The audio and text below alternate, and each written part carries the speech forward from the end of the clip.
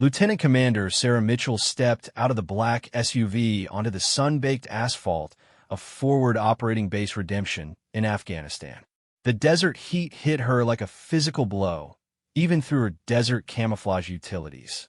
Around her, the organized chaos of a military base in a war zone hummed with activity. Soldiers moved with purpose between prefabricated buildings, their boots kicking up small clouds of dust with each step. Sarah adjusted her gear and looked around at what would be her new home for the next 6 months. This wasn't her first deployment, but it was her first time commanding a joint operations task force.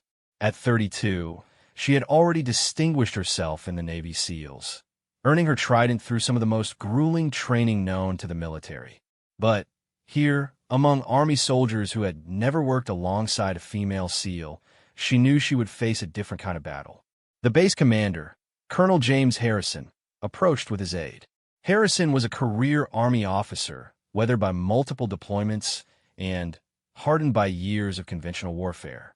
His handshake was firm but perfunctory, his eyes measuring her with barely concealed skepticism. "Welcome to FOB Redemption, Commander Mitchell," Harrison said, his voice neutral but lacking warmth. "I'll be honest with you. When they told me they were sending a SEAL to head up our joint special operations, I expected someone different." Sarah had heard variations of this statement countless times throughout her career. She had learned long ago that the best response was simply to let her actions speak for themselves. "Thank you for the welcome, Colonel. I'm looking forward to working with your people." Harrison's aide, a young captain named Rodriguez, stepped forward with a tablet. "Ma'am, your team is already assembled in the briefing room. They've been waiting for about 20 minutes. As they walked across the base, Sarah noticed the stares and whispered conversations that followed in her wake. Word traveled fast in military circles, especially in the confined environment of a forward operating base. She could imagine the conversations happening in tents and mess halls across the compound. The Navy was sending a woman to lead special operations? What kind of political correctness bullshit was this? The briefing room was located in one of the larger prefabricated structures near the center of the base. As Sarah pushed through the door, conversation died instantly. 12 pairs of eyes turned toward her, representing the cream of the Army's special operations community. Rangers, Green Berets, and Delta Force operators sat around a large table, their faces ranging from curious to openly skeptical. At the head of the table sat Master Sergeant Robert Tank Williams, a massive man whose nickname was clearly well-earned. His arms were thick as tree trunks, covered in the kind of tattoos that told stories of deployments across multiple combat zones. To his right sat Sergeant First Class David Chun, a slight man whose calm demeanor masked years of experience in explosive ordnance disposal. The rest of the team represented a cross-section of the Army's most elite units, each man handpicked for this mission. Sarah set her gear down and moved to the front of the room. She could feel the weight of their collective skepticism, the unasked questions hanging in the air like smoke. These were men who had trained together, fought together, bled together. They knew each other's capabilities and limitations. She was an unknown quantity, and worse, she represented something that challenged their fundamental assumptions about warfare and leadership. "Gentlemen," Sarah began, her voice carrying easily through the room, "I know what you're thinking. Some of you are wondering what the hell a Navy SEAL is doing in an Army operation. Others are probably wondering what a woman is doing in a Special Operations Command position. Those are fair questions." Tank Williams leaned back in his chair, his massive arms crossed over his chest. "With all due respect, ma'am, we've been wondering about both of those things." Sarah nodded, appreciating his directness. "Master Sergeant Williams, isn't it? I've read your file. 3 tours in Iraq, 2 in Afghanistan. Bronze Star with V device for valor in Fallujah. You've earned the right to ask that question." She moved to the large map mounted on the wall behind her, pointing to a region marked in red. "The reason I'm here is because this mission requires capabilities that cross traditional service boundaries. We're dealing with a high-value target who has been moving between land and water-based positions along the Helmand River. The Navy's special operations experience in riverine environments, combined with the Army's expertise in desert and mountain operations, gives us the best chance of success. Staff Sergeant Marcus Johnson, a ranger with a reputation for precision marksmanship, raised his hand slightly. Ma'am, no disrespect, but how do we know you can handle yourself in a firefight? I mean, the SEAL training is tough and all, but this isn't the ocean. The question hung in the air like a challenge. Sarah had expected it, had been preparing for it since she received her orders. These men needed to know that she could be trusted with their lives, that her presence wouldn't be a liability in combat. Sergeant Johnson, you raise an important point. Trust is earned, not given. I don't expect you to follow me into combat based on my rank or my reputation. I expect you to follow me because you've seen what I can do. She paused, meeting each man's eyes in turn, which is why tomorrow morning, we're going to run a full training exercise. Live fire, combat scenarios, the works. You'll have a chance to see exactly what kind of operator I am. Sergeant First Class Chin spoke up for the first time. What about the mission briefing, ma'am? When do we learn what we're actually here to do? Sarah smiled slightly. The mission briefing comes after the training exercise. I want everyone on this team to know exactly what everyone else is capable of before we start planning an operation that could get us all killed. The room fell silent as the implications of her statement sank in. This wasn't going to be a typical assignment where the team leader read from a prepared briefing and handed out assignments. She was essentially putting her own credibility on the line, subjecting herself to the same evaluation process that any new team member would face. Master Sergeant Williams uncrossed his arms and leaned forward.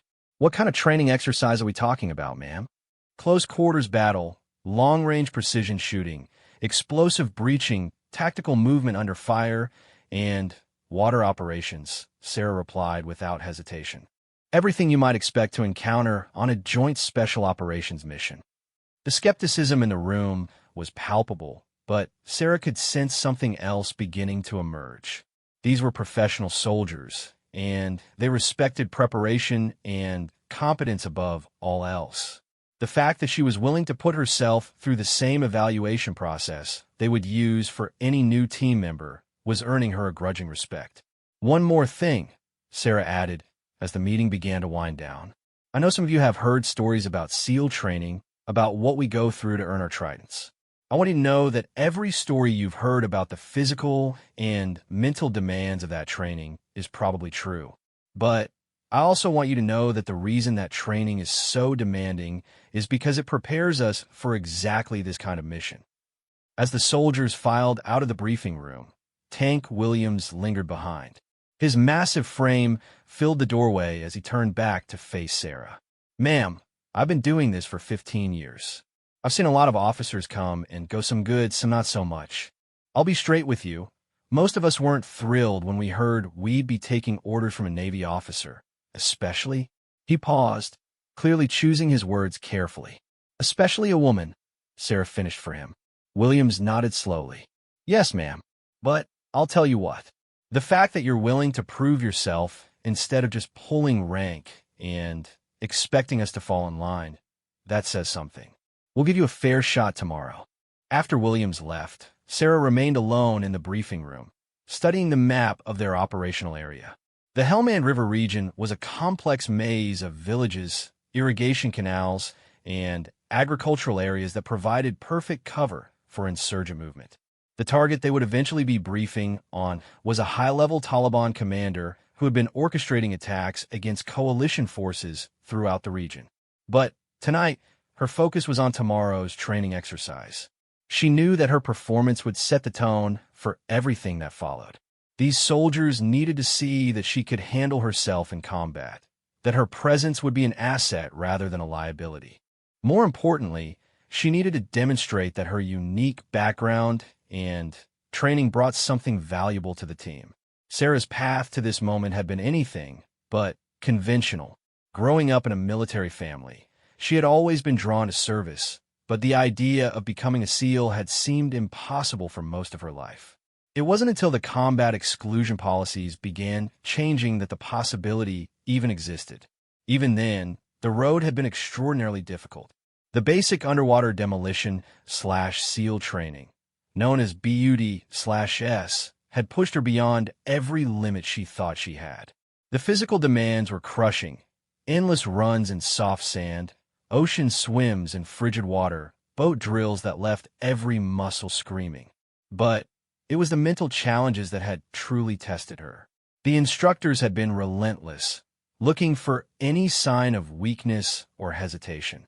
Hell Week had been the crucible that separated those who merely wanted to be SEALs from those who needed to be SEALs. For 6 days and 5 nights, she had been pushed to the absolute edge of human endurance. Sleep deprivation, hypothermia, and physical exhaustion had created a fog of misery that threatened to overwhelm even the strongest candidates. Of the 180 candidates who had started her BUD/S class, only 23 had made it through Hell Week. Sarah had been one of only 2 women in the entire class, and the only one to complete the program. But surviving BUD/S was only the beginning. The advanced training that followed had been designed to turn physically and mentally tough individuals into precise, lethal weapons. Close quarters combat, advanced weapons training, demolitions, tactical diving, and Halo parachute operations had filled months of intensive instruction. Each phase had eliminated more candidates, until only the most dedicated and capable remained. The specialized training had continued even after earning her Trident. Advanced language instruction, cultural awareness training, and specialized mission sets had prepared her for deployment to some of the most dangerous regions in the world. She had served in Iraq, Libya, and the Horn of Africa, conducting direct action missions, training foreign military units, and gathering intelligence in denied areas. Now, in this briefing room in Afghanistan, all of that training and experience would be put to the ultimate test, not in combat against enemy forces, but in proving to 12 elite soldiers that she deserved their respect and trust. Sarah spent the rest of the evening reviewing personnel files and studying the base's training facilities. The obstacle course was comprehensive, designed to test everything from basic physical fitness to complex tactical movement. The shooting ranges included both close quarters and long-range facilities, with moving targets and scenario-based courses that simulated real combat conditions. The water operations training would take place at a constructed pond system that had been built to simulate riverine conditions. It wasn't the ocean that SEALs typically trained in, but it would provide adequate opportunity to demonstrate her water-based skills. As she prepared for sleep in her assigned quarters, Sarah reflected on the challenge that awaited her. She had faced skepticism and doubt throughout her career, but never quite like this. These soldiers weren't questioning her competence because of political or social prejudices. They were questioning it because their lives would depend on her decisions, and they had a right to know whether she could be trusted with that responsibility. The next morning would determine not just whether she could lead this team, but whether the integration of women into special operations roles could succeed in the most demanding environments. The weight of that responsibility was enormous, but Sarah had learned long ago that pressure was simply another tool that could be used to forge strength. Tomorrow, she would prove that a SEAL was a SEAL, regardless of gender.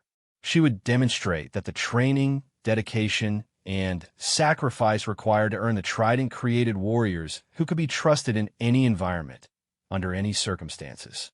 The soldiers of FOB Redemption were about to learn exactly what the hell a SEAL really was. The alarm sounded at 0500 hours, cutting through the pre-dawn darkness of FOB Redemption like a knife.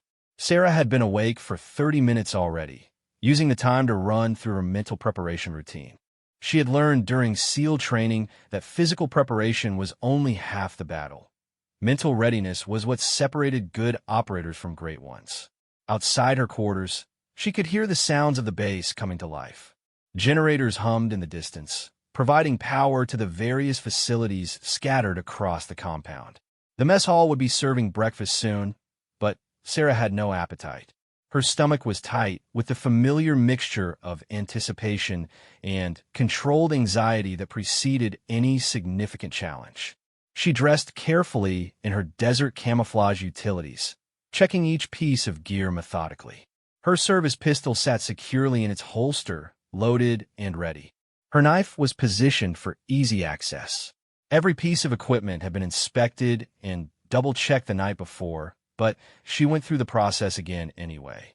Attention to detail could mean the difference between life and death in combat, and those habits needed to be automatic. The training area was already bustling with activity when Sarah arrived. Sergeant Major Peterson, the base's senior enlisted advisor, had arranged for a comprehensive evaluation course that would test every aspect of special operations capability. Targets had been positioned at various ranges, obstacles had been constructed to simulate real-world combat environments, and a series of scenario-based challenges had been designed to push even experienced operators to their limits. The 12 soldiers of her team were already assembled near the starting point, their faces grim and focused. Tank Williams stood with his arms crossed, his massive frame silhouetted against the rising sun. David Chun was methodically checking his equipment, his movements precise and economical. Marcus Johnson was studying the course layout through binoculars, already calculating angles and distances for the marksmanship portions of the evaluation. Colonel Harrison had also arrived to observe, along with several other senior officers from the base. Word had spread quickly through the command structure about the unusual evaluation taking place. Female officers in special operations roles were still extremely rare, and the outcome of this training exercise would undoubtedly influence decisions about future assignments and policies. "Morning, gentlemen," Sarah said as she approached the group. "I trust everyone slept well." A few of the soldiers chuckled nervously. The tension in the air was thick enough to cut with a knife. Everyone understood what was at stake here. This wasn't just about one officer proving her competence. It was about the future of integrated special operations teams. Sergeant Major Peterson stepped forward with a clipboard and a stopwatch. "Ma'am, the course is laid out in 5 phases. Physical fitness and obstacle navigation, close quarters combat simulation, precision marksmanship at various ranges, tactical movement under fire, and water operations. Each phase will be timed and scored independently, but the overall evaluation will consider your performance across all areas." Sarah nodded, her game face firmly in place. "Understood, Sergeant Major. What's the standard we're measuring against?" Peterson glanced at the assembled soldiers before answering. "The standard is what we'd expect from any special operations team leader, ma'am.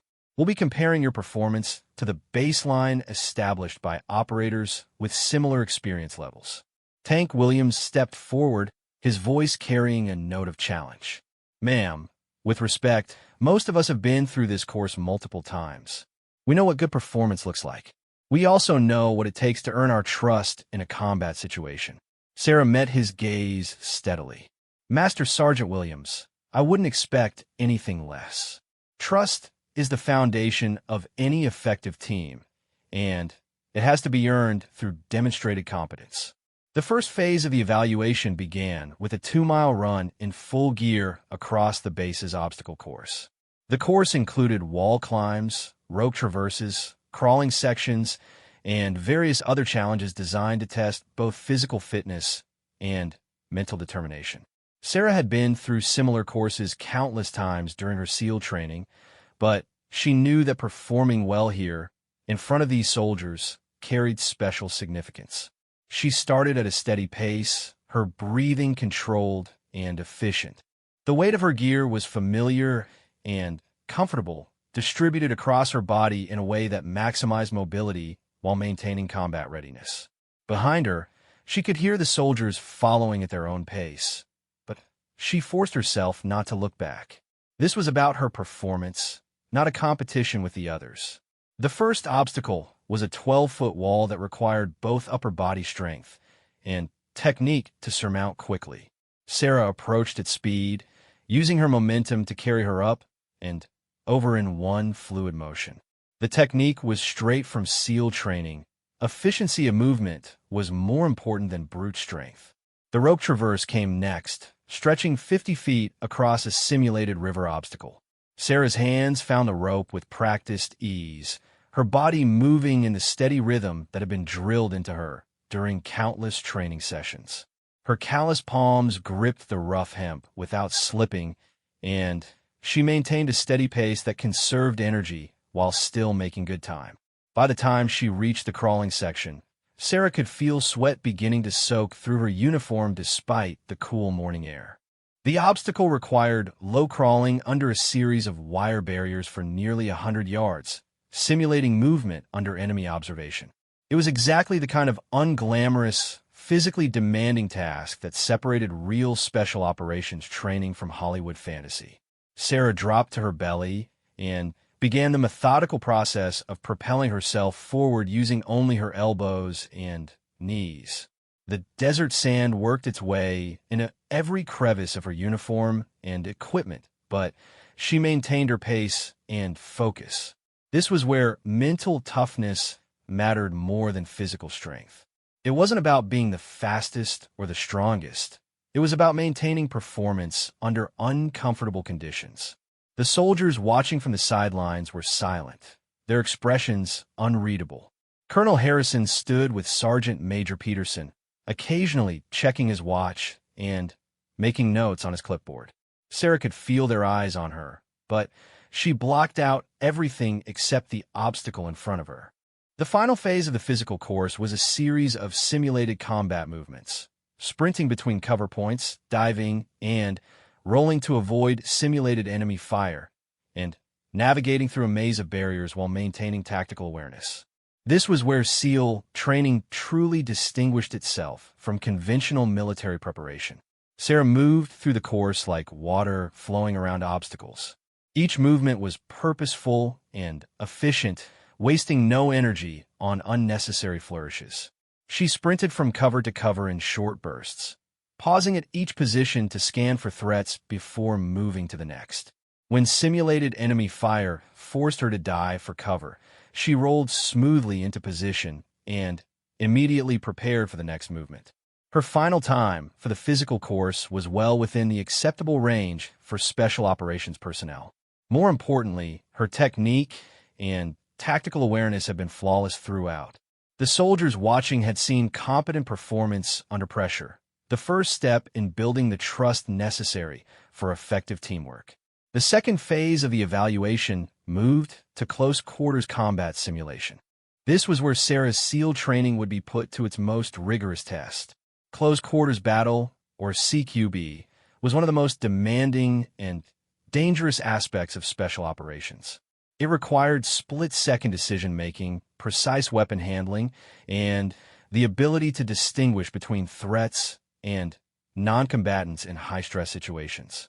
The kill house had been constructed to simulate a typical Afghan compound, complete with multiple rooms, narrow hallways, and various hiding spots where enemies might be concealed. Cardboard targets representing both hostile forces and innocent civilians had been strategically placed throughout the structure.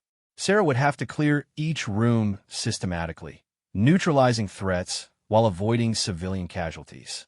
Tank Williams approached with her primary weapon for the exercise, a standard M4 carbine configured with close-quarters battle accessories. "Ma'am, this weapon has been zeroed for the standard engagement ranges we'd expect in this type of operation. 30 rounds in the magazine, 1 in the chamber."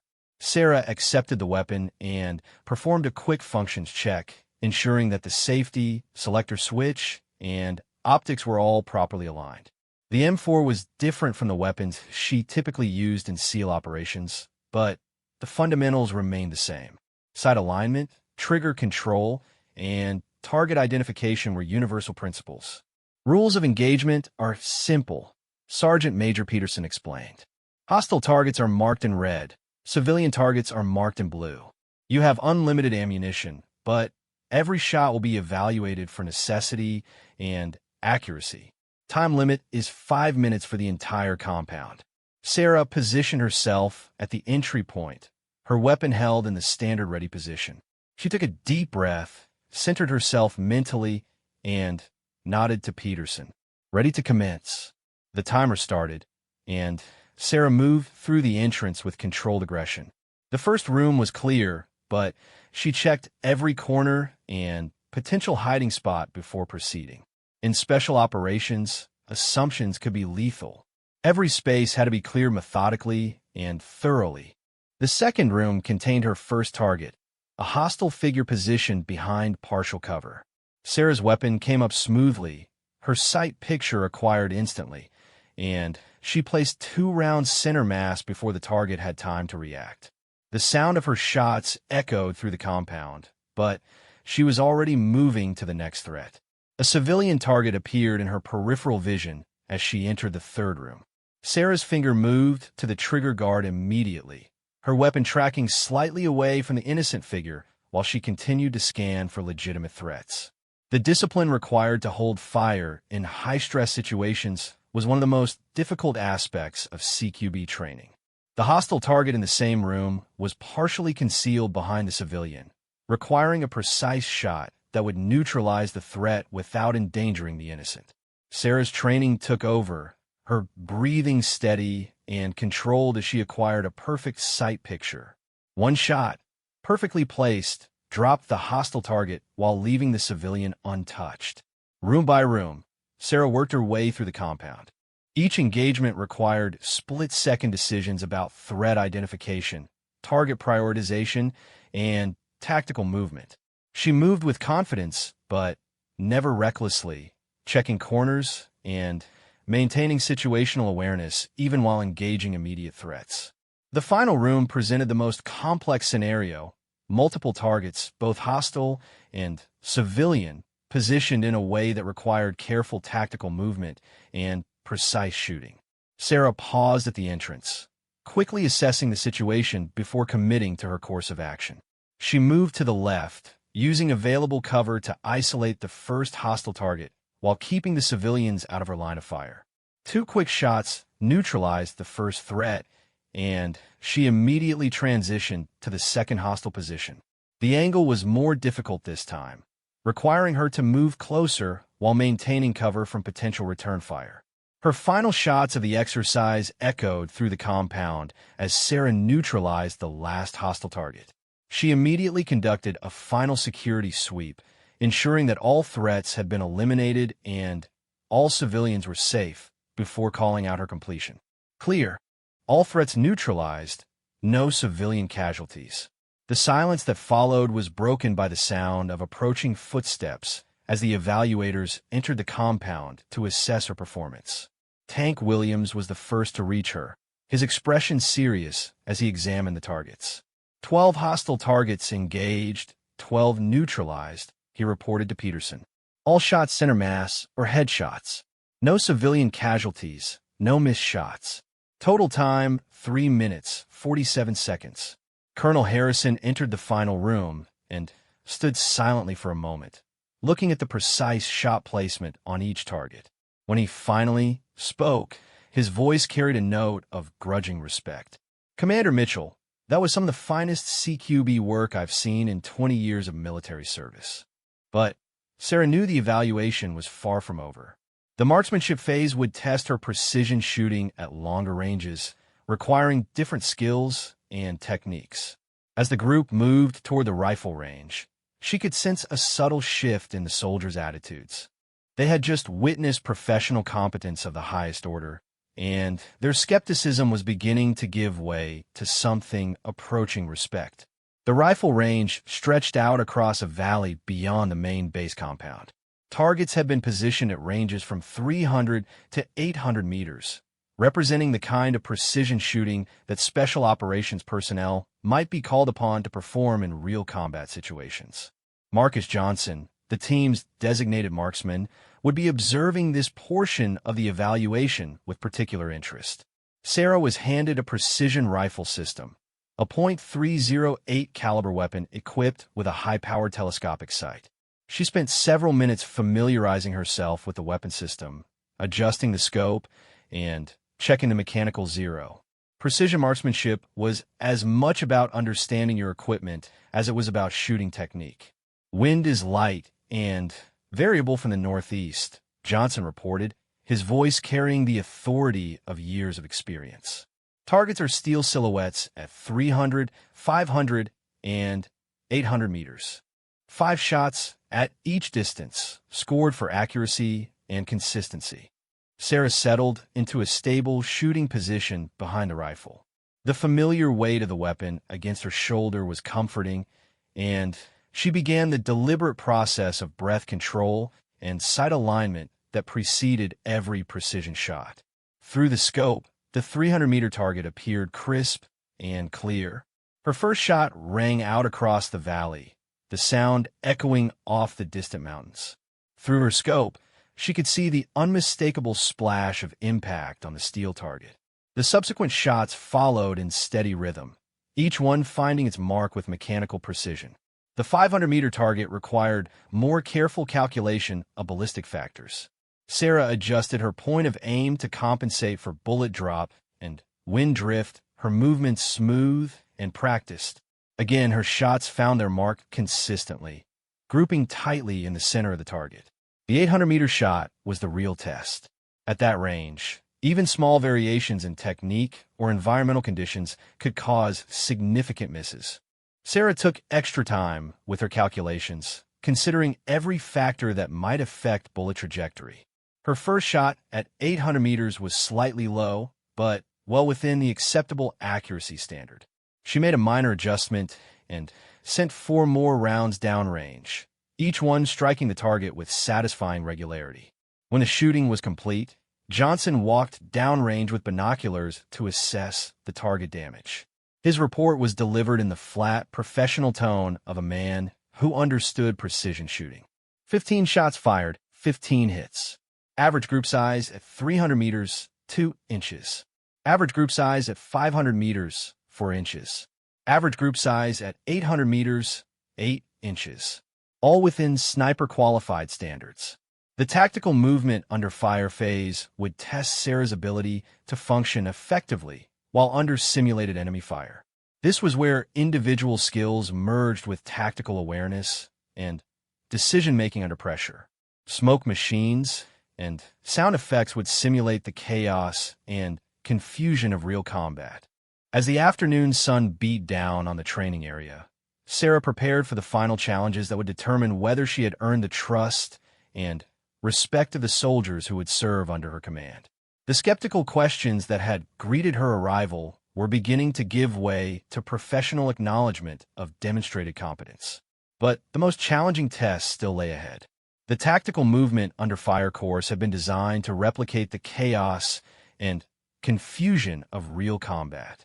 Smoke machines billowed thick gray clouds across the training area, reducing visibility to mere yards in some sections.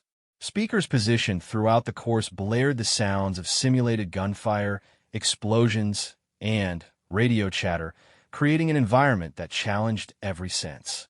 Sarah studied the course layout one final time before beginning. The objective was straightforward in concept, but complex in execution.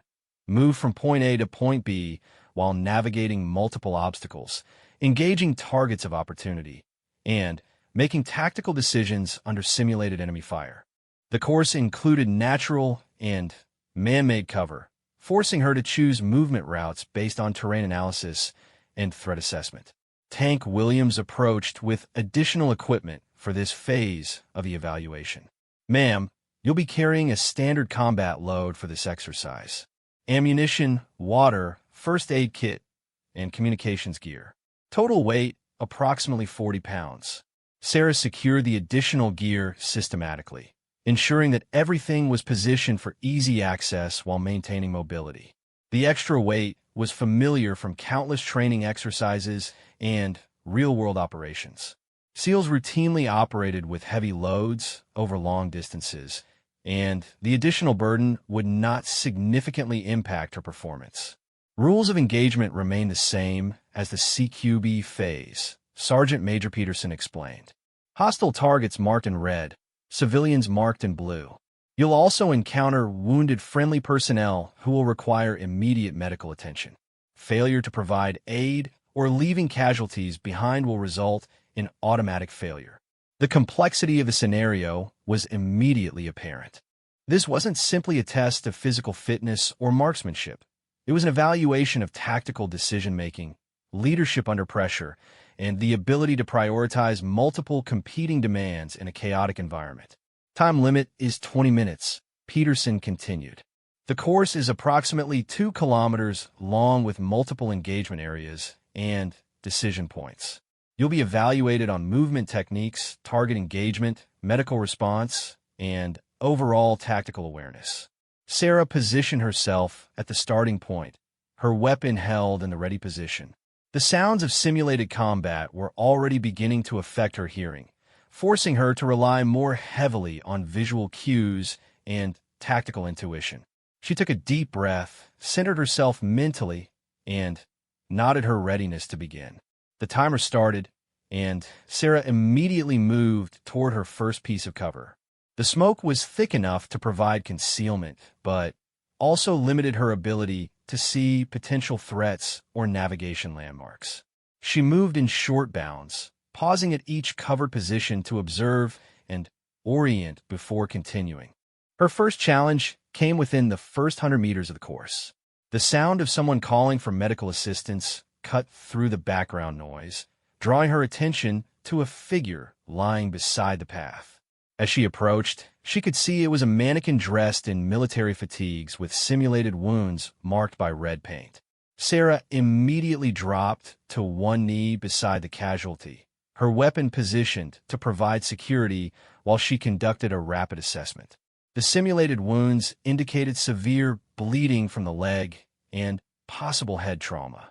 Following standard combat medical protocols, she applied pressure to the leg wound and secured a bandage before preparing to move the casualty. The decision point was clear but challenging. Standard procedure called for evacuating the wounded to safety, but doing so would consume significant time and energy while potentially exposing her to additional threats. However, leaving a wounded soldier behind was never an acceptable option in any military culture. Sarah rigged an improvised carry using her equipment, positioning the mannequin to allow for continued movement while maintaining the ability to engage threats if necessary. The additional burden would slow her progress, but it demonstrated the kind of commitment to fellow soldiers that was fundamental to military leadership.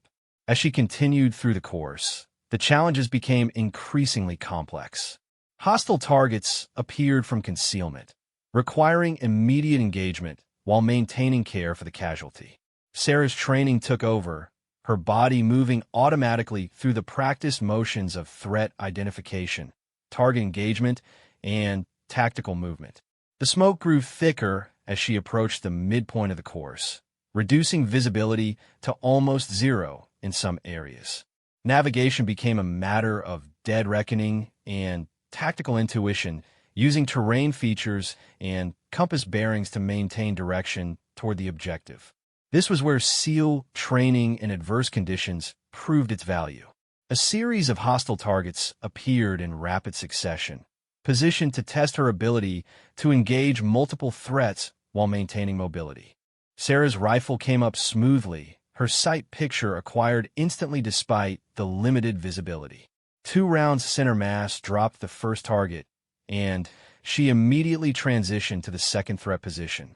The engagement became more complex as civilian targets appeared mixed among the hostile forces. Sarah had to make split-second decisions about threat identification while maintaining accurate fire. Each shot had to be deliberate and precise, as any mistake could result in civilian casualties or missed threats. Through it all, she maintained responsibility for the wounded soldier she was carrying. The mannequin represented a real person whose life depended on her tactical decisions and medical care. This aspect of the exercise tested her ability to balance multiple priorities simultaneously, a crucial skill for any military leader. The most challenging portion of the course came near the 3-quarter mark, where multiple decision points converged into a complex tactical problem. Hostile fire was coming from multiple directions, civilian casualties required immediate attention, and the primary objective still had to be reached within the time limit. Sarah took cover behind a concrete barrier and quickly assessed the tactical situation. 3 hostile positions had been identified, each with clear fields of fire that would have to be neutralized before safe movement could continue. 2 additional civilian casualties were visible in the engagement area, requiring medical attention that would further delay progress toward the objective. The solution required careful prioritization and tactical movement. Sarah engaged the most dangerous threat first, the one with the clearest field of fire across her intended route. 2 well-placed shots eliminated that position, allowing her to move to better cover from which she could engage the remaining threats. The second hostile position required a flanking movement that exposed her to fire from the third position. Sarah used smoke and terrain features to mask her movement, approaching the target from an unexpected angle before engaging. Her shots were precise and effective, neutralizing the threat without exposing herself to unnecessary risk. The final hostile position was the most challenging position to cover the civilian casualties and prevent easy access for medical treatment. Sarah had to move close enough to engage effectively while remaining in cover that protected both her and the casualties from potential return fire. Her approach was methodical and professional, using available concealment to close the distance before making a decisive assault on the position. The engagement was over quickly, but the medical situation required immediate attention. Both civilian casualties had simulated wounds that required different medical responses. Sarah worked quickly but carefully, applying appropriate first aid techniques while maintaining security awareness. The sounds of combat continued around her, but she forced herself to focus on the medical requirements while remaining alert for additional threats.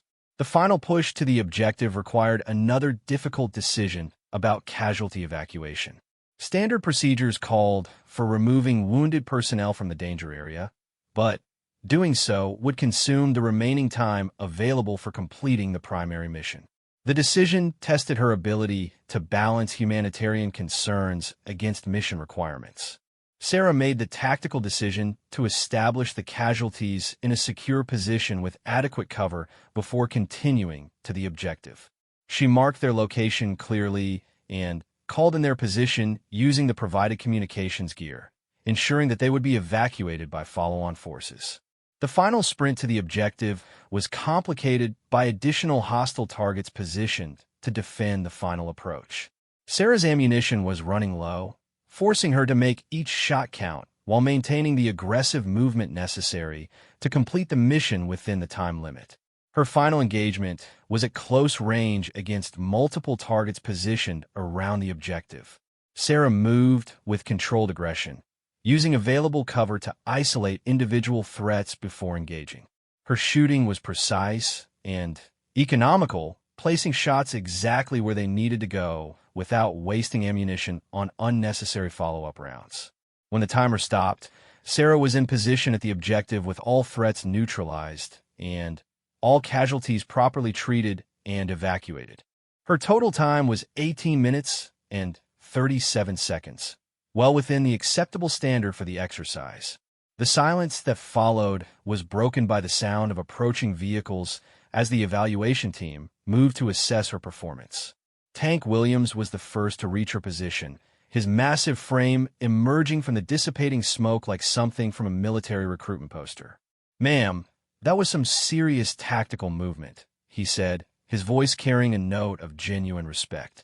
"I've seen Rangers with 10 years of experience who couldn't have handled that scenario any better." Sergeant Major Peterson arrived with his evaluation clipboard, checking off items as he reviewed her performance. Hostile targets engaged, 14. Hits, 14. Civilian casualties, 0. Friendly casualties, properly treated and evacuated. Mission objective, secured. Overall time, within standards. But the most telling response came from Marcus Johnson, the precision marksman who had been openly skeptical about her qualifications. "Ma'am, I owe you an apology. When I heard we were getting a Navy SEAL as a team leader, especially a female SEAL, I figured it was some kind of political correctness bullshit. I was wrong. The water operations phase of the evaluation would take place at the constructed pond system on the far side of the base. This was where Sarah's SEAL training would be most directly relevant, and where she could demonstrate capabilities that none of the Army soldiers possessed. The pond system had been designed to simulate riverine conditions similar to those found along the Helmand River. Current, obstacles, and limited visibility underwater would test her ability to conduct reconnaissance and direct action operations in an aquatic environment. It was a skill set that would prove crucial for the joint mission they would eventually be tasked with executing. As the evaluation team moved toward the water operations area, Sarah could sense a fundamental shift in the soldiers' attitudes toward her. The skepticism and doubt that had greeted her arrival were giving way to professional respect and growing confidence in her capabilities. David Chun, the explosive ordnance disposal specialist, approached her as they walked. "Ma'am, I have to admit, when they told us we'd be working with a SEAL, I thought it was going to be some kind of learning experience for us. Turns out we're the ones getting educated." Colonel Harrison, who had been observing the entire evaluation process, fell in his step beside them. "Commander Mitchell, I'll be honest with you. When I received orders to integrate a Navy SEAL into this operation, I had serious reservations. Those reservations have been thoroughly addressed by your performance today. But Sarah knew that the final phase of the evaluation would be the most critical. Water operations were where SEAL training truly distinguished itself from other special operations programs. The ability to operate effectively in aquatic environments opened up tactical possibilities that simply didn't exist for land-based forces. The pond system stretched for nearly 200 meters, with depths ranging from shallow wading areas to sections deep enough for full submersion operations. Obstacles have been placed throughout the water to simulate the kind of environmental challenges that might be encountered in real riverine operations. The evaluation scenario was complex and demanding. Sarah would have to conduct underwater reconnaissance of a simulated enemy position, plant simulated explosives on underwater obstacles, and then conduct a direct action assault on shore-based targets. All of this would have to be accomplished while maintaining stealth and avoiding detection by simulated enemy forces. Tank Williams studied the water with obvious concern. "Ma'am, I'll be straight with you.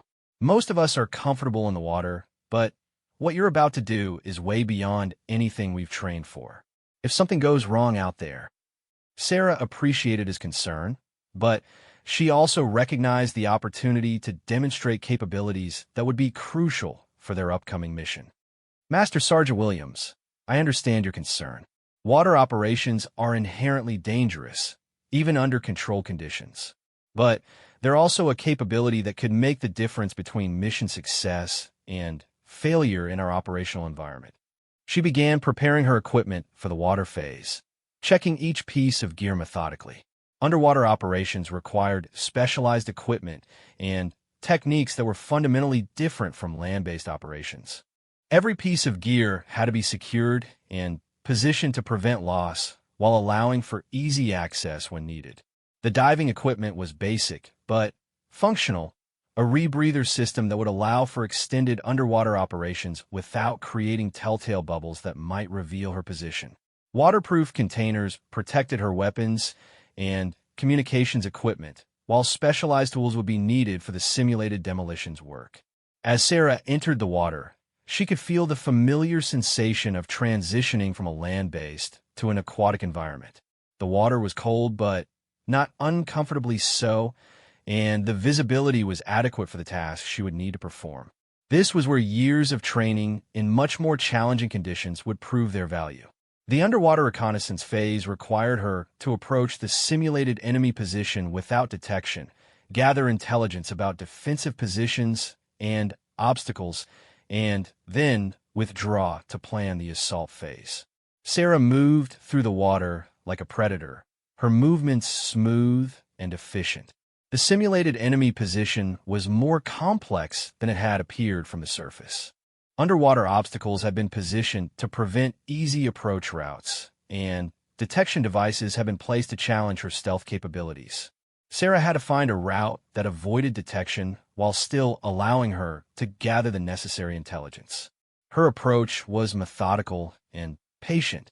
Underwater movement required different techniques than land-based tactical movement, but the fundamental principles remained the same: concealment, careful observation, and precise movement were essential for mission success. The demolitions phase tested her ability to work underwater while maintaining situational awareness and operational security. The simulated explosive devices had to be placed precisely on designated targets while avoiding detection by enemy forces. Sarah's movements were deliberate and practiced, each action carefully planned and executed. As she worked underwater, Sarah could sense the soldiers watching from the shore. This was completely outside their experience and training, but it was exactly the kind of capability that would be needed for their joint mission. The ability to approach targets from unexpected directions and operate in environments where conventional forces couldn't function effectively was what made Special Operations Forces truly special. The final assault phase required her to transition from underwater operations to direct action on shore. This was one of the most challenging aspects of SEAL operations, moving seamlessly between different operational environments while maintaining combat effectiveness. Sarah emerged from the water like something from their worst nightmares, her approach completely undetected until she was already in position to engage. The transition from underwater movement to land-based combat was smooth and practiced, her weapons ready, and her tactical position optimized for the engagement. The shore-based targets were engaged quickly and precisely, each shot placed exactly where it needed to be. Within minutes, the entire simulated enemy position had been neutralized, and Sarah had established security for follow-on forces. When the water operations phase was complete, the silence among the watching soldiers was profound. They had just witnessed capabilities that were completely beyond their experience, tactics, and techniques that opened up entirely new possibilities for military operations. Tank Williams was the first to speak, his voice carrying a note of awe. "Ma'am, I've been doing this for 15 years, and I've never seen anything like that. That's not just training. That's a completely different level of warfare."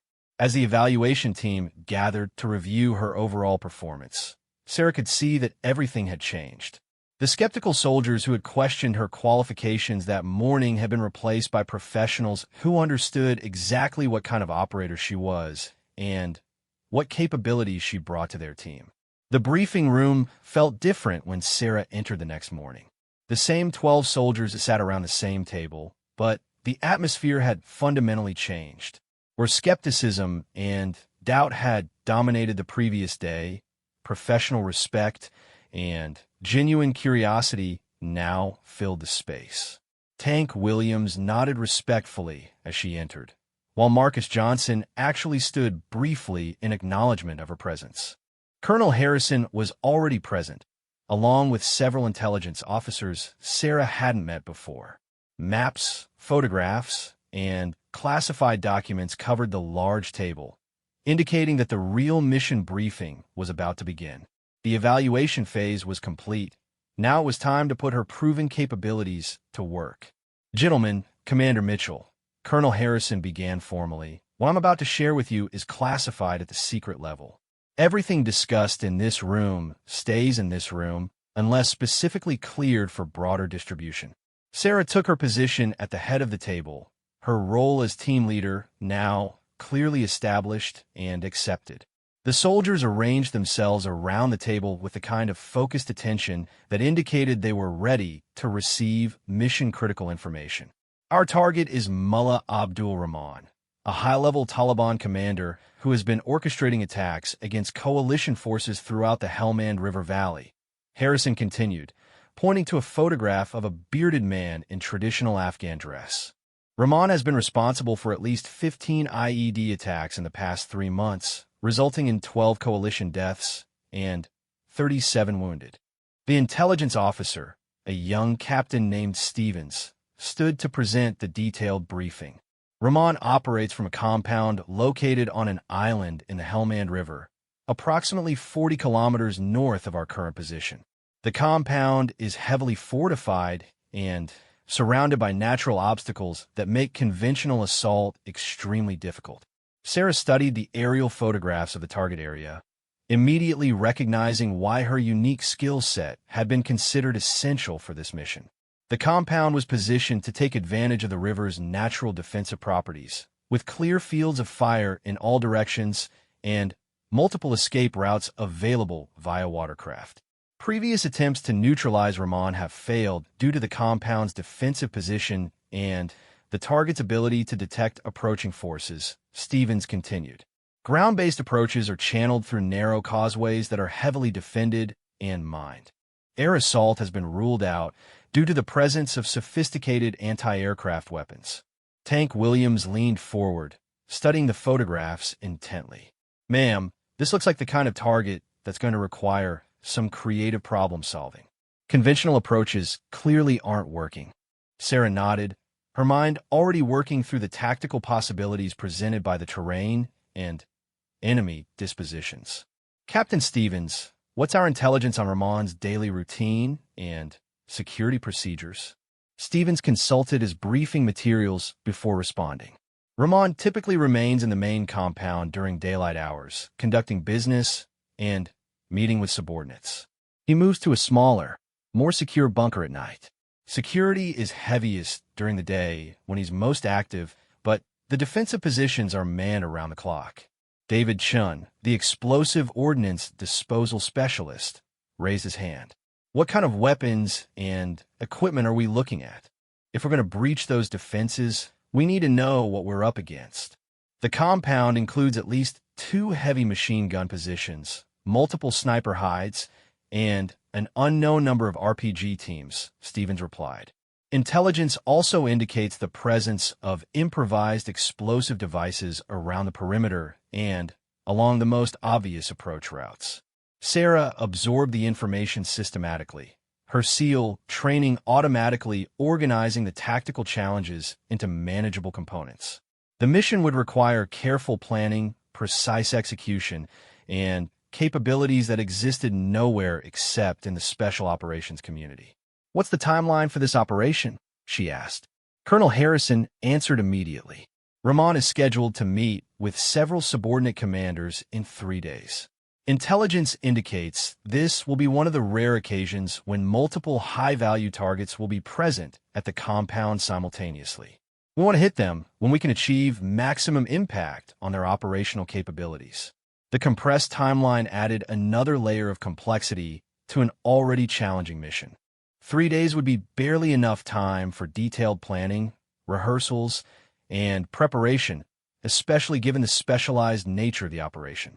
Commander Mitchell, Harrison continued, the reason we requested SEAL support for this mission is because the compound's position requires capabilities that simply don't exist in conventional forces. We need someone who can approach the target from an unexpected direction and establish a foothold for the main assault force.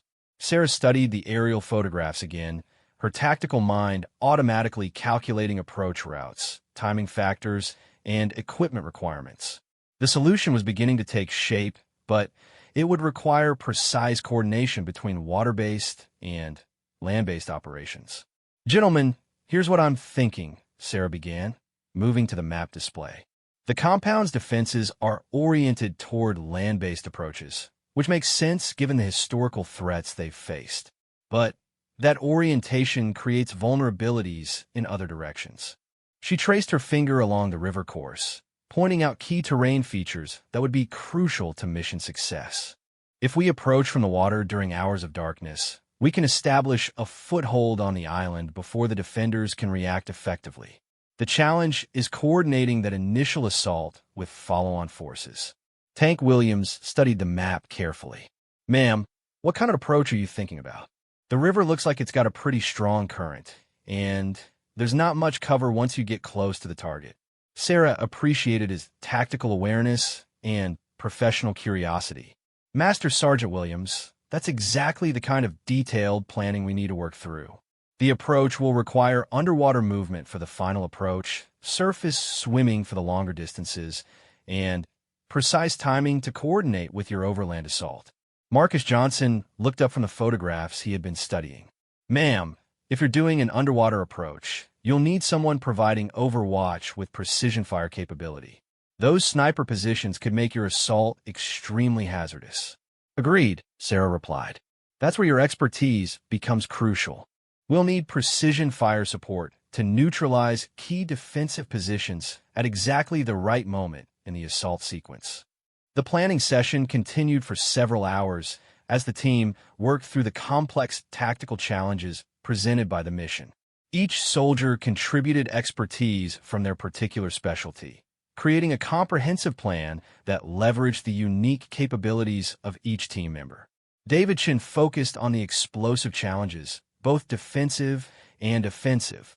Ma'am, if we're breaching those defensive positions, we're going to need specialized charges designed for underwater placement. I can modify standard demolitions to work in that environment, but it's going to require some creative engineering. Sergeant First Class Rodriguez, the communications specialist, addressed the coordination challenges. Commander, maintaining communications during an amphibious assault is going to be complicated. We'll need waterproof equipment and backup systems in case the primary communications are compromised. As the detailed planning progressed, Sarah could see the soldiers' professional respect for her capabilities growing into genuine confidence in the mission's success. They were beginning to understand not just what a SEAL could do, but how those capabilities could be integrated into a joint operation that leveraged everyone's strengths. The rehearsal phase began that afternoon at the base's training facilities. Using mock-ups and simulation equipment, the team practiced each phase of the operation until the timing and coordination became automatic. Sarah worked particularly closely with Marcus Johnson on the precision fire support that would be crucial during her initial assault. Ma'am, when you make your final approach, I'll be positioned here, Johnson explained, indicating a hilltop overlooking the target area. I'll have clear lines of sight to the primary defensive positions, but you'll need to mark your exact position so I don't accidentally engage you during the confusion. The level of trust implicit in that statement was not lost on Sarah. Johnson was essentially saying that he trusted her tactical judgment enough to provide precision fire support in a situation where distinguishing between friendly and enemy forces would be extremely challenging. Tank Williams coordinated the ground assault that would follow Sarah's initial penetration of the compound's defenses. Once you've established a foothold and neutralized the primary defensive positions, my team will assault across the main causeway. We'll be moving fast and hard, so we need those defenses down before we commit. The complexity of the coordination required precise timing and flawless execution. Each element of the operation depended on the others, creating a tactical puzzle that demanded professional competence from every team member. As the sun set over FOB Redemption, the team gathered for a final mission briefing. The planning was complete, the rehearsals had been conducted, and everyone understood their role in the operation. All that remained was the execution phase, where training and planning would be tested against real-world conditions. Tomorrow night, we deploy to our forward staging area, Sarah announced. Final equipment checks, last-minute intelligence updates, and a final rehearsal. The following night, we execute. The soldiers around the table nodded grimly. They understood the stakes involved and the risks inherent in any special operations mission. But they also understood that they had planned meticulously, trained extensively, and assembled the right combination of capabilities for mission success. Tank Williams stood as the briefing concluded. Ma'am, I want to say something on behalf of the team. 24 hours ago, most of us weren't sure what to expect from this assignment. We didn't know what a SEAL could bring to an Army operation, and we weren't sure how effective joint operations could be. He paused, looking around the table at his fellow soldiers. We know now. We've seen what you can do, and we understand how your capabilities fit into our operational requirements. More importantly, we trust you to lead this mission. Sarah felt a deep sense of professional satisfaction at his words. Trust was the foundation of all effective military operations, and earning that trust from experienced soldiers was one of the most meaningful achievements in her career. Master Sergeant Williams, the respect is mutual. This team represents some of the finest soldiers I've ever worked with, and I'm confident that together we can accomplish this mission successfully. As the soldiers filed out of the briefing room, Sarah remained behind to review the final mission details one more time. The operation would be complex and dangerous, requiring precise execution under combat conditions. But she was confident that the team had the capabilities and preparation necessary for success. The next morning brought a flurry of final preparations. Equipment was checked and rechecked, weapons were cleaned and zeroed, and communications gear was tested extensively. Each soldier focused on their specific responsibilities while maintaining awareness of how their role fit into the larger mission. Sarah spent considerable time preparing her specialized equipment for the water-based assault. The rebreather system had to be configured for the expected duration of underwater operations, while her weapons and demolitions had to be waterproofed and secured for amphibious movement. David Chin worked on the specialized explosive charges that would be needed to breach the compound's defenses. Ma'am, these charges are designed to function underwater and on land. They're more complex than standard demolitions, but they should give you the flexibility you need during the assault. The precision with which each element of the mission was planned and prepared reflected the professional standards that distinguish special operations forces from conventional military units. Nothing was left to chance, no detail was too small to receive attention, and every contingency that could be anticipated was planned for.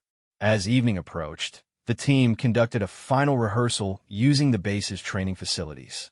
The timing had been refined through repeated practice until each soldier could execute their role automatically, even under the stress and confusion of combat conditions.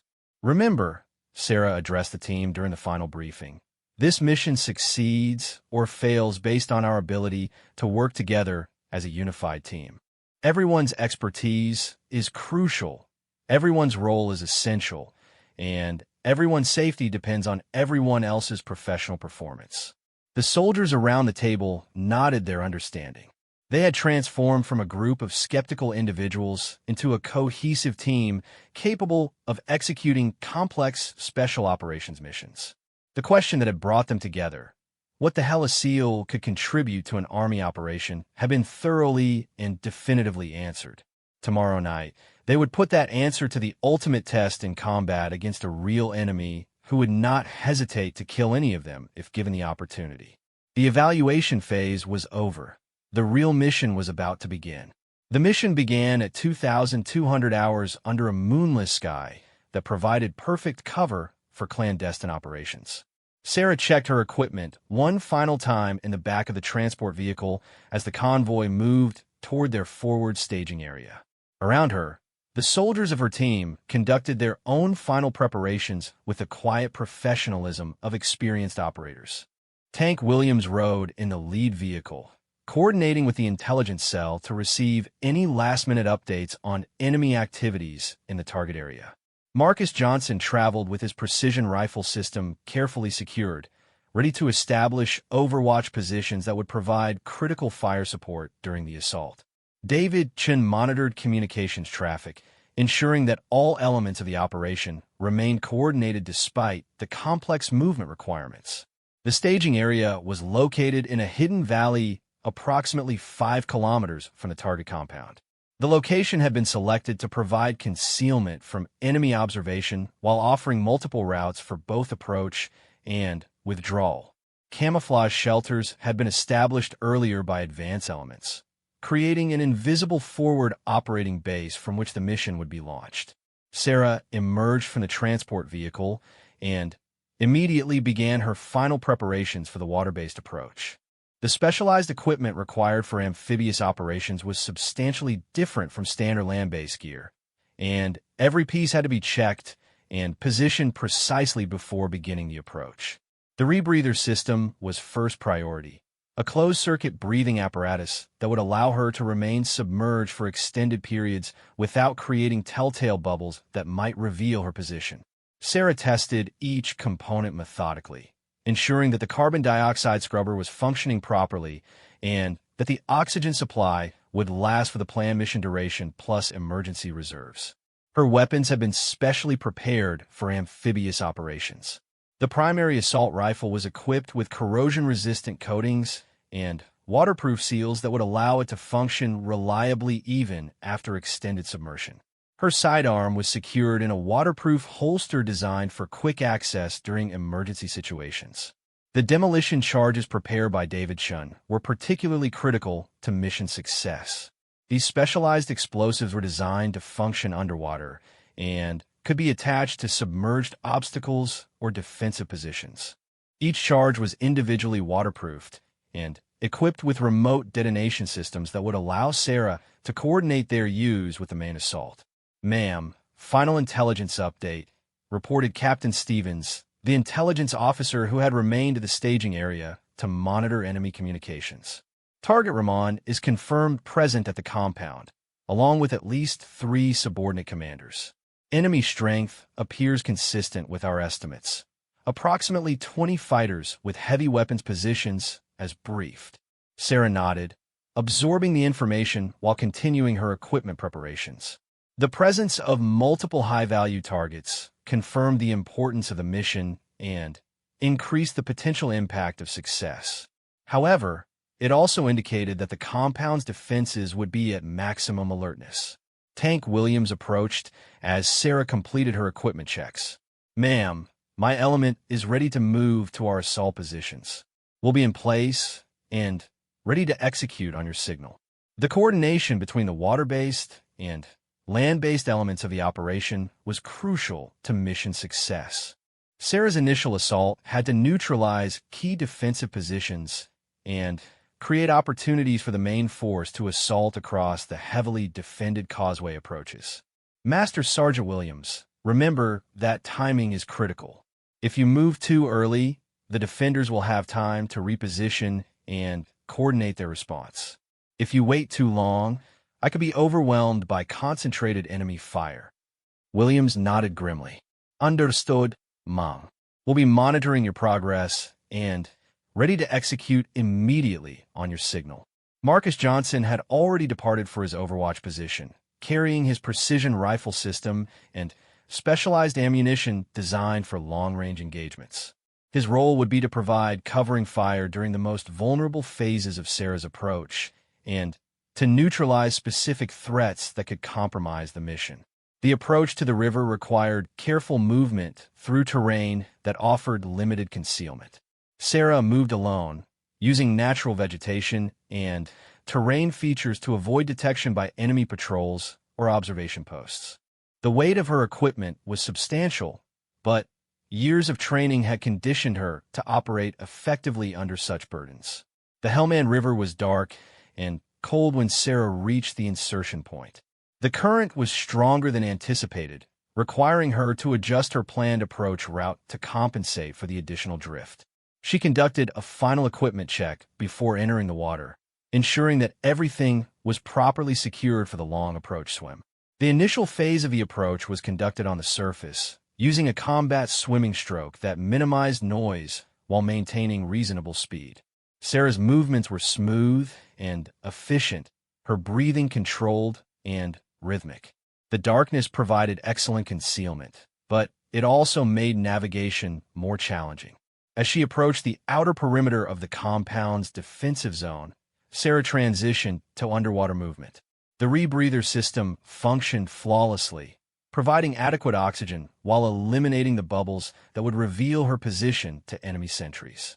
Visibility underwater was virtually zero, forcing her to navigate by compass bearing and dead reckoning. The first obstacle appeared as a darker shadow against the already black water, a series of sharpened stakes positioned to prevent underwater approaches. Sarah maneuvered carefully around the obstacles, noting their position for future reference. The defenders had anticipated underwater assault to some degree, but their countermeasures were not comprehensive. Her progress was slow and methodical, each movement calculated to avoid detection while maintaining forward momentum toward the target. The current worked against her at times, requiring additional effort to maintain course. But these were exactly the conditions for which SEAL training had prepared her. The compound's underwater defenses became more sophisticated as Sarah approached the main landing area. Additional obstacles had been positioned to channel any approaching forces into predetermined kill zones where defensive fires could be concentrated. Sarah had to find gaps in these defenses while avoiding the obvious routes that would be covered by enemy weapons. A faint light filtering down through the water indicated that she was approaching the compound's immediate vicinity. Sarah moved even more cautiously, aware that enemy sentries might be visible from underwater if they were positioned along the shoreline. The final approach would require precise timing and flawless execution.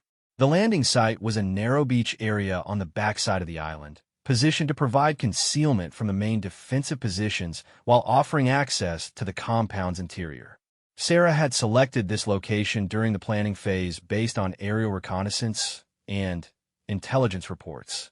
She surfaced slowly, allowing only her eyes and nose to break the water surface while maintaining the rest of her body in concealment.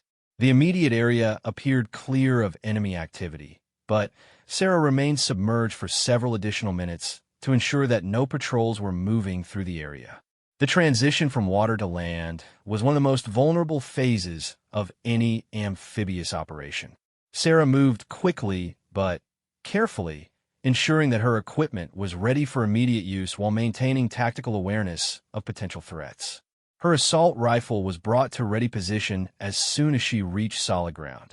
The compound's layout was exactly as briefed, with the main buildings positioned in the center of the island and defensive positions oriented toward the land-based approaches. Sarah could see the muzzle flashes of at least 2 heavy machine gun positions that were oriented toward the causeways where Tank Williams and his assault force would eventually attack. Her first objective was a sniper hide that commanded the main approach route. The position was manned by at least 1 enemy fighter and equipped with what appeared to be a precision rifle system capable of engaging targets at extended ranges. Neutralizing this position would be crucial to the success of the main assault. Sarah moved through the compound's perimeter using techniques learned during countless hours of close-quarters battle training. Every step was deliberate and planned, every movement calculated to minimize noise while maintaining tactical readiness. The enemy fighters were focused on external threats and had not yet detected her presence. The approach to the sniper position required crossing approximately 50 meters of open ground while remaining undetected. Sarah used available cover and concealment systematically, moving from position to position in short bounds that minimized her exposure time. The sniper hide was positioned in a reinforced bunker that provided excellent protection from frontal assault but had limited visibility to the rear. Sarah approached from the blind spot, carrying one of David Chen's specialized explosive charges that would neutralize the position without alerting the entire compound to her presence. The placement of the charge required her to get within arm's reach of the enemy position. Sarah moved with predatory patience, every sense alert for signs that her approach had been detected. The enemy sniper was focused on his assigned sector and completely unaware of the threat approaching from behind. Sarah attached the explosive charge to the rear wall of the bunker and activated the timer mechanism. She had 30 seconds to reach minimum safe distance before detonation. Her withdrawal route had been planned in advance, and she moved quickly toward a secondary position that would allow her to engage additional targets. The explosion was muffled but effective, destroying the sniper position and eliminating the threat it posed to the main assault force. Sarah immediately activated her communications system to signal Tank Williams that the first phase of the assault had been successful. Thunder 1, this is Neptune. Phase 1 complete. You're cleared for approach. Williams' response was immediate and professional. Neptune, Thunder 1. Beginning approach now. Estimate 2 minutes to assault positions. The next target was a heavy machine gun position that controlled the main causeway approach. This position was more heavily manned and would require different tactics than the isolated sniper hide. Sarah positioned herself to observe the enemy position while preparing her assault. The machine gun crew consisted of 3 enemy fighters, the gunner, an assistant gunner, and an ammunition bearer who also served as security for the position. They were alert and professional, maintaining proper tactical positioning while monitoring their assigned sectors. Sarah's approach would have to be coordinated with precision fire support from Marcus Johnson's Overwatch position. She activated her communications system to coordinate the engagement. Hammer 6, Neptune. Request precision fire on target reference point 2. 3 personnel, heavy weapons position. Johnson's response confirmed his readiness. Neptune, Hammer 6. I have visual on target reference point 2. Ready to engage on your command. Hammer 6, Neptune. Stand by. Execute. Execute. Execute. Johnson's precision rifle spoke once from the distant Overwatch position, and the enemy machine gunner dropped instantly. Sarah moved immediately, engaging the remaining 2 fighters with controlled bursts from her assault rifle. The engagement was over in seconds, with the heavy machine gun position neutralized. The sounds of combat had alerted the compound's defenders to the presence of enemy forces, but the darkness and confusion made it difficult for them to determine the exact nature and location of the threat. Sarah could hear shouting and movement as enemy fighters attempted to respond to the unexpected assault. Tank Williams' voice came through her communications system with welcome clarity. Neptune, Thunder 1. We are beginning final approach. Estimate 1 minute to contact. Sarah positioned herself to provide support for the main assault while continuing to neutralize defensive positions that could threaten Williams' approaching force. The compound's defenders were beginning to organize their response, but the loss of key defensive positions had disrupted their coordination. The sound of approaching vehicles indicated that Williams' assault force was moving across the causeways toward their assault positions. Sarah could see muzzle flashes from the remaining defensive positions as enemy fighters engaged the approaching vehicles. A rocket-propelled grenade streaked across the compound, detonating against one of the assault vehicles but failing to disable it. The sound of the explosion was followed immediately by increased small arms fire as both sides engaged in earnest. Sarah maneuvered to a position where she could support the main assault while remaining clear of friendly fire. Her remaining demolition charges were placed against strategic targets, ammunition storage areas, and communication facilities that would degrade the enemy's ability to coordinate their defense. The main assault began with overwhelming violence as Williams' force breached the compound's primary defenses. Tank Williams himself led the charge, his massive frame clearly visible even in the darkness as he moved from position to position, directing his soldiers and engaging enemy targets. Marcus Johnson continued to provide precision fire support from his Overwatch position, his shots carefully placed to support the advancing assault force without risking friendly casualties. Each shot was deliberate and effective, neutralizing threats before they could engage the exposed assault teams. The compound's defenders fought with desperate courage, but they were overwhelmed by the coordinated assault from multiple directions. The loss of key defensive positions and the element of surprise had disrupted their ability to mount effective resistance. Sarah moved through the compound in support of the main assault, clearing buildings and neutralizing remaining pockets of resistance. Her movement was coordinated with Williams' soldiers to prevent fratricide while ensuring that all enemy positions were systematically eliminated. The final phase of the assault focused on the main compound building where Ramon and his subordinate commanders were believed to be located. The building was heavily fortified and would require careful assault techniques to minimize casualties while ensuring that the high-value targets could not escape. David Chun had positioned explosive breaching charges at strategic points around the building, ready to create multiple entry points for the assault teams. Sarah coordinated with Tank Williams to ensure that all elements were in position before beginning the final assault. All Thunder elements, Neptune, stand by for final assault. Breachers ready, assault teams ready, Overwatch ready.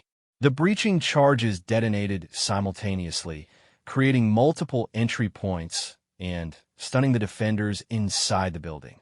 Sarah led one assault team through the rear entrance while Williams led another team through the main entrance, ensuring that no enemy fighters could escape. The interior of the building was a maze of rooms and corridors that required systematic clearance using close-quarters battle techniques. Sarah moved with lethal efficiency, her training taking over as she engaged targets while maintaining awareness of friendly force positions. Ramon was located in an interior room that had been fortified as a command center. He was armed and prepared to resist, but the coordinated assault had overwhelmed his security arrangements. Sarah's team reached the room first, engaging Ramon and his remaining bodyguards in a brief but intense firefight. When the shooting stopped, Ramon and 3 subordinate commanders were dead, and the compound was under complete control of the assault force. The mission had been accomplished with minimal friendly casualties and maximum impact on enemy capabilities. Tank Williams emerged from the main building, his uniform torn and dirty, but his expression won a professional satisfaction. Neptune, Thunder 1. Compound secured. All objectives accomplished. Outstanding work, ma'am. The extraction phase proceeded smoothly, with the assault force withdrawing to their vehicles while Sarah provided rearguard security. The compound was rigged with additional explosive charges that would destroy any remaining enemy equipment and prevent the position from being reoccupied. As the convoy departed the target area, Sarah reflected on the mission's success and its broader implications. The skeptical soldiers who had questioned her qualifications less than a week earlier had witnessed firsthand what a SEAL could contribute to joint special operations. Back at FOB Redemption, the debriefing confirmed the mission's complete success. Ramon and his key subordinates had been eliminated, their operational capabilities destroyed, and valuable intelligence materials had been recovered from the compound. Colonel Harrison addressed the assembled team with obvious pride and satisfaction. Gentlemen, Commander Mitchell, this operation represents exactly the kind of joint special operations capability that our military needs.